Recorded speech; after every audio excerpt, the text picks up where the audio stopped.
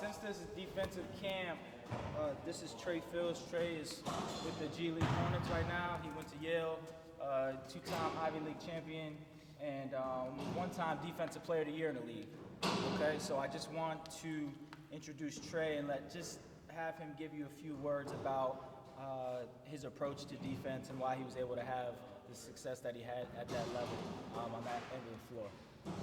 I don't got too much to say, but I'll say one thing about defense is this is the one thing that you can control. You have complete control over how much effort you give when you're on the court and playing defense. And for me, when I was a freshman and I was trying to get minutes, the only thing that was going to get me on the court was playing good defense, never making mistakes on defense, talking early, being in the right spots, not getting beat off the dribble, being in help, stuff like that. So the younger you are, especially if you're trying to beat out older cats and make a name for yourself early, I don't know, what grade are you guys in, Eighth. 7th, okay, grade, okay, yeah. If you're trying to make varsity and you 9th grade, your defensive effort and intensity, that's going to be one thing that helps you hang with the big dog, so to speak. And then all that other stuff is going to come. But early on is defense. So that's what I did my freshman year, kept it up junior, senior year on both sides of the ball, guarding the best player and still having to be a big part of the offense is tough. Because people don't want to do it. People don't want to give that energy because it's hard to do.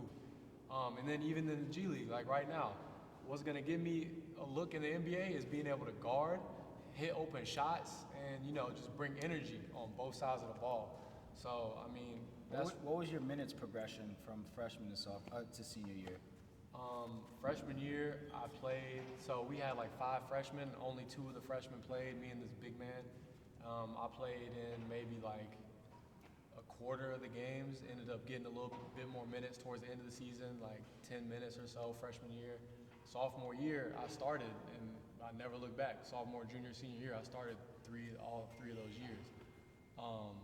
And every year, it was I was the person who my coach is going to, you have to stop him. You have to stop him.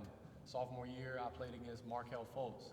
We went to Washington. It was Markelle Fultz's first year. We went to there and we beat Washington. I'm guarding him the whole game, So, I mean, I don't really got much to say. I didn't know what he wanted, but that's really it.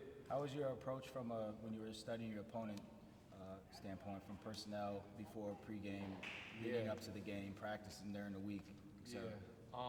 One thing I did a lot of was so if I knew I was guarding, let's say Markelle, on the whole way over there, I watched his whole from high school to senior year high school, I watched everything, and I was trying to pick up on his tendencies. What does he like to do when he gets to the rim? What does he like to do if he has to pick up the ball? Is he going to try and relocate and get the ball back, or is he going to cut hard and go away? Just stuff that people have habits when they play, and they're not going to change when you start to guard them. So if you can pick up on their tendencies, you know how to beat them. But the main thing is honestly just making sure you're never going to be the guy that's not working hard enough on the court. You never want to be the guy that's not giving enough energy. So that's really my approach. Is just no one was going to outwork me. No one's going to out-energy me ever. I was that person that's all right, I got to rally us. I got to pick it up on the defensive end, and coaches value that. So. And you guys got to understand that there's personnel on each team that fits that team. There's going to be people who score the ball. There's going to be people who coaches run offense for, that they want them to shoot 20 shots, 25 shots a game. There's going to be guys standing in the corner of the court that they want them to shoot the ball. There's going to be guys who they look to defend. There's going to be guys who they look to rebound and cut hard and communicate. And you got to find out what you are, who you are. You may be the scorer. You might be that guy, but you may not be, and then who are you?